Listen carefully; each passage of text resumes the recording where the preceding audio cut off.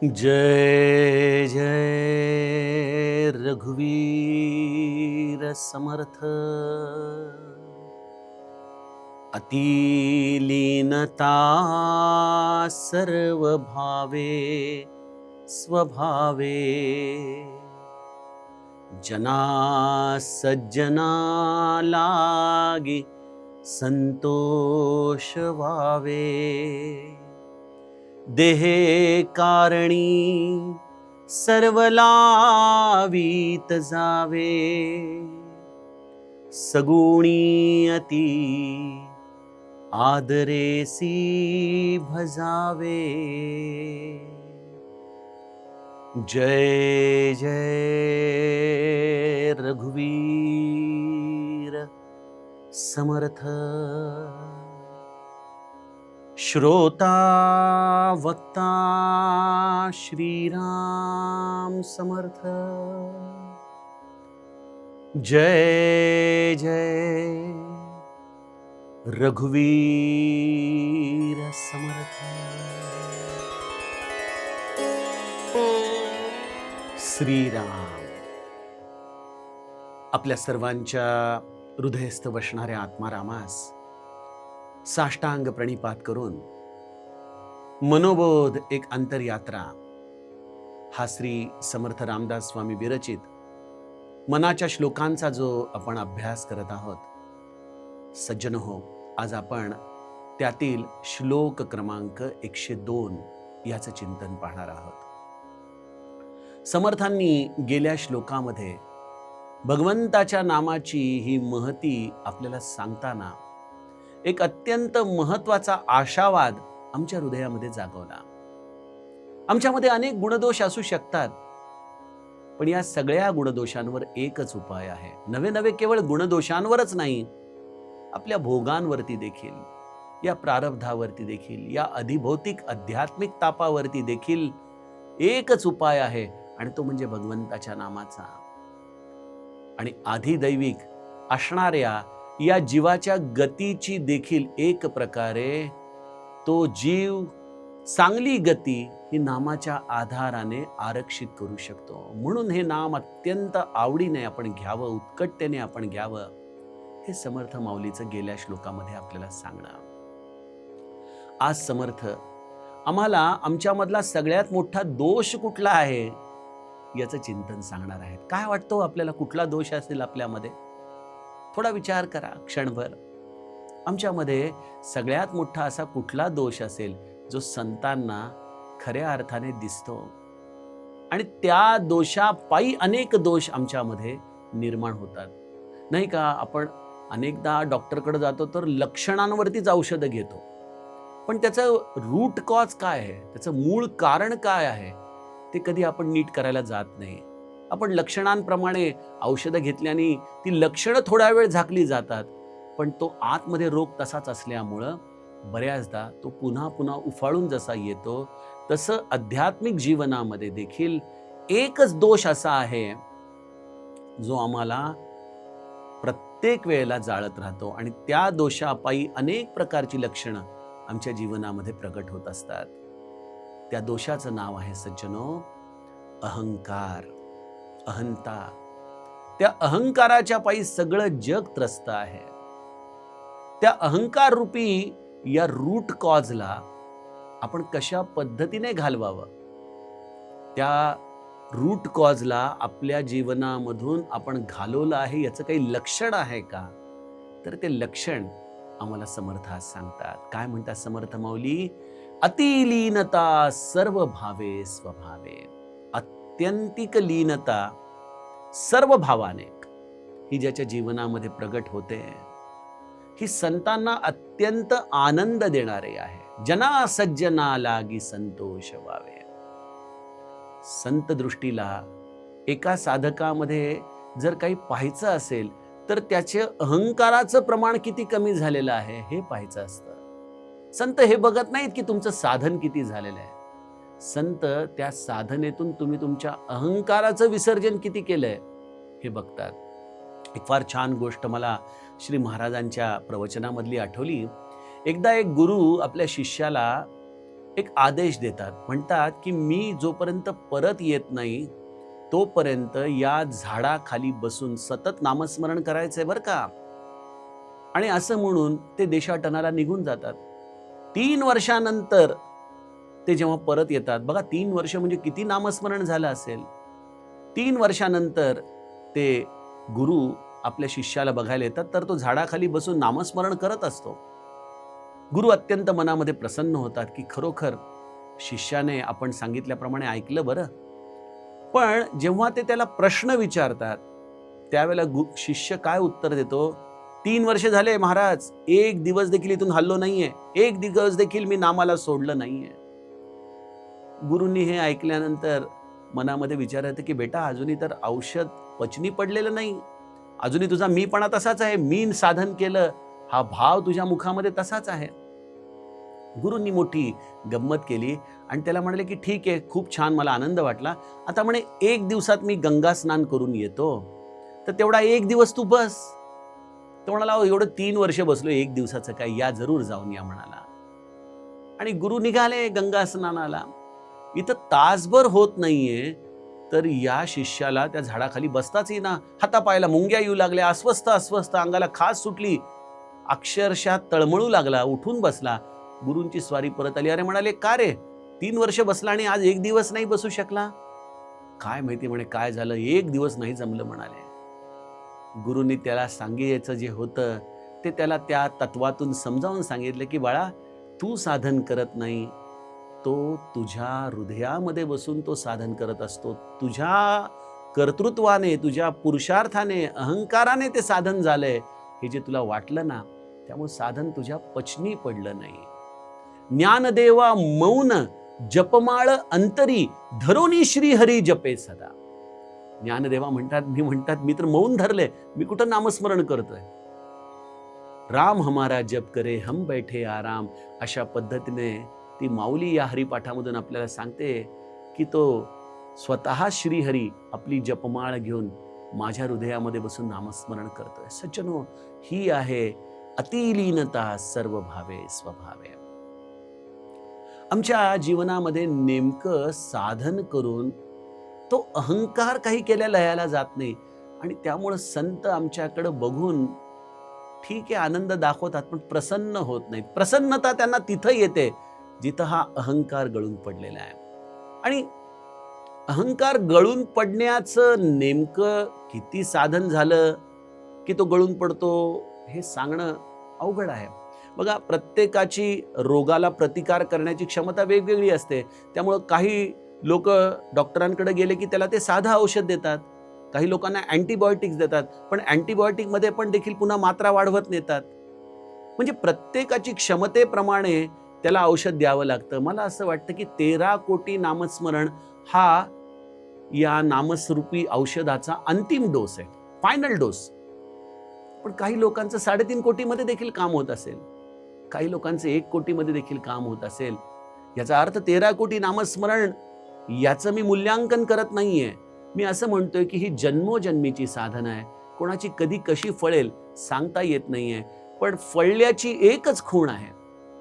बघा, आपण आंब्याच्या झाडाला जेव्हा तो पहिला आंबा हा स्वतः आपोआप खाली गळून पडतो तेव्हा समजतो की हा पिकला.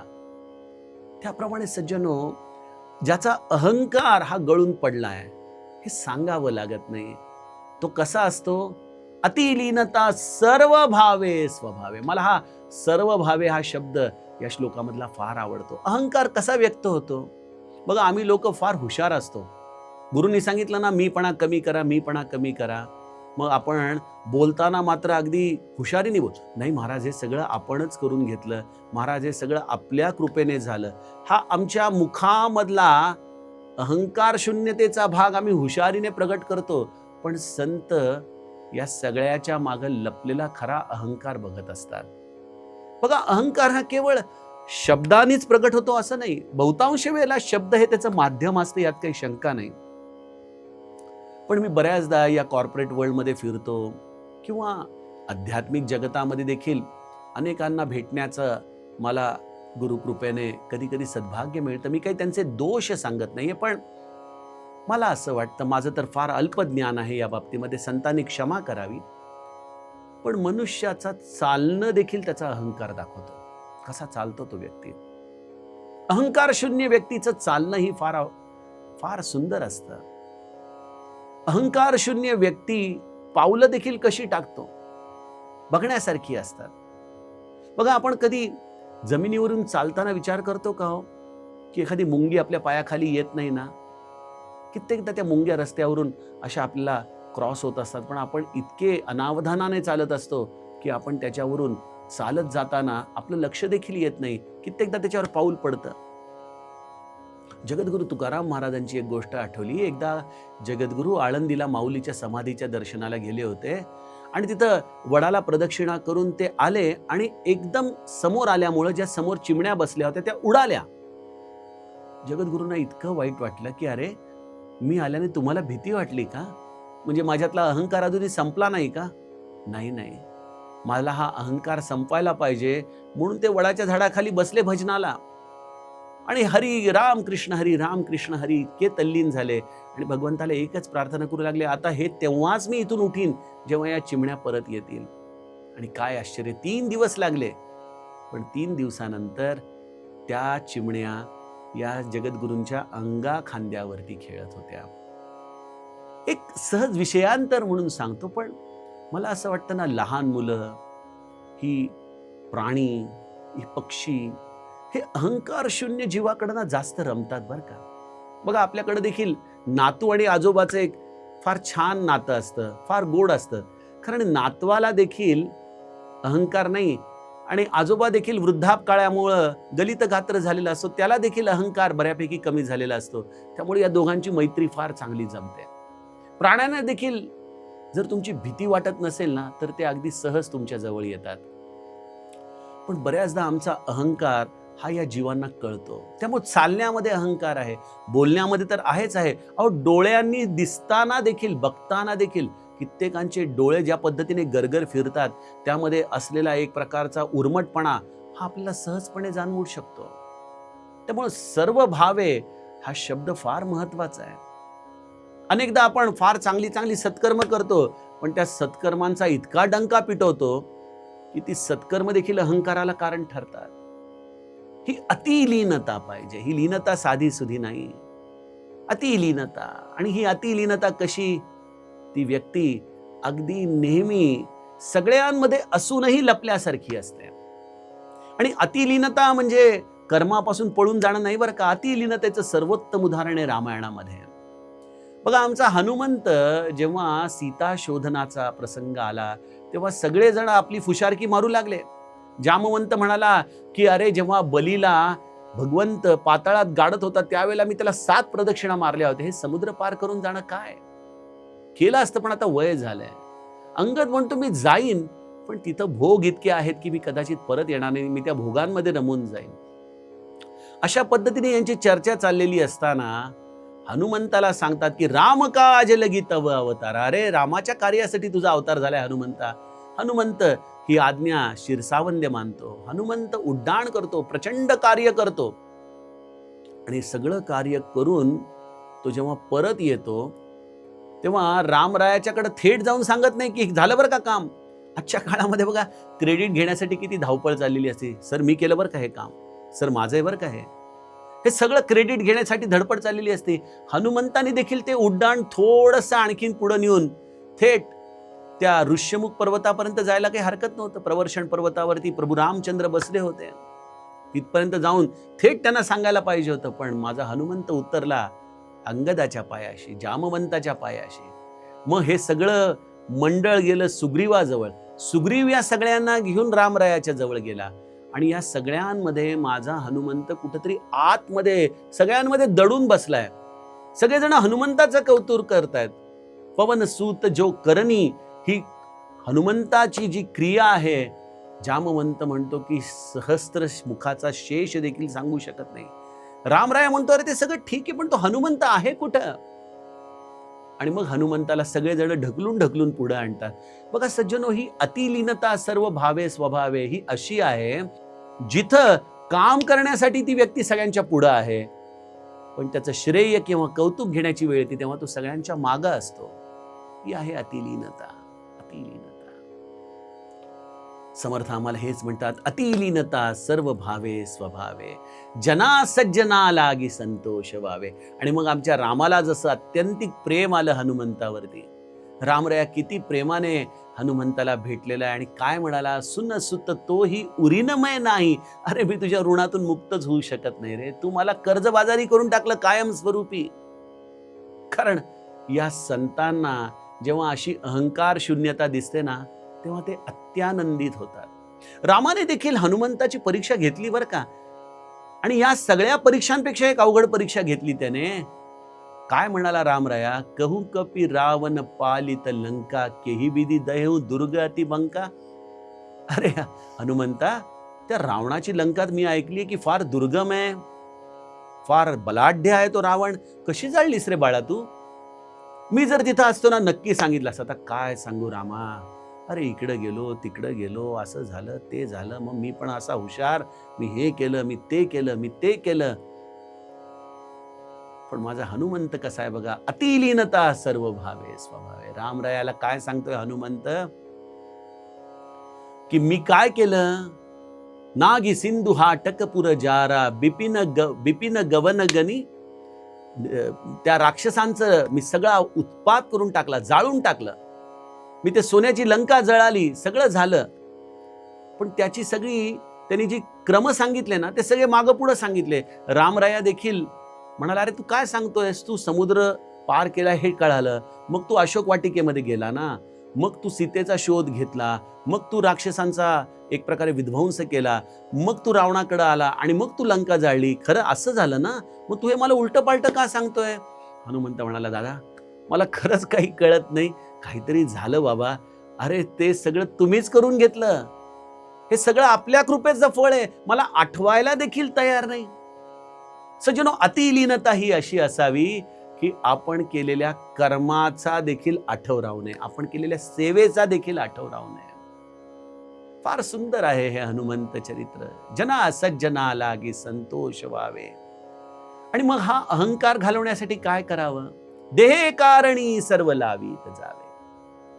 हा जो देह आहे ना, याला आपण गुरु सेवेमध्ये झिजवावं, रामसेवेमध्ये झिजवावं.